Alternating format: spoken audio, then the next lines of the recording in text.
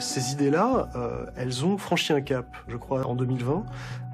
Elles ont atteint un stade très inquiétant. Ce qui est toujours présent, le dénominateur commun à toutes ces théories du complot, c'est l'idée générique qu'on nous ment. Et on appelle ces gens des influenceurs ou des influenceuses. Évidemment que leur parole, elle est, elle porte plus. Ce qu'on a observé cette année 2020 en particulier, c'est le partage frénétique, massif, de fausses informations à caractère complotiste, notamment pendant les périodes de confinement, où les gens étaient beaucoup plus connectés. Le vaccin et les nanoparticules sont donc injectés simultanément dans votre corps. Dès cet instant, votre téléphone portable vous localise aussitôt.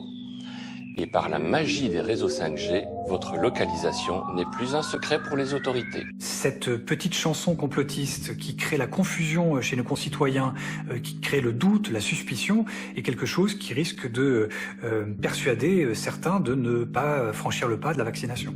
L'anti-vaccination, la propagande anti-vaccinale, c'est une maladie de pays riches. Le souvenir des maux que ça peut engendrer, des morts aussi que ça peut engendrer, est souvent très lointain ou a disparu.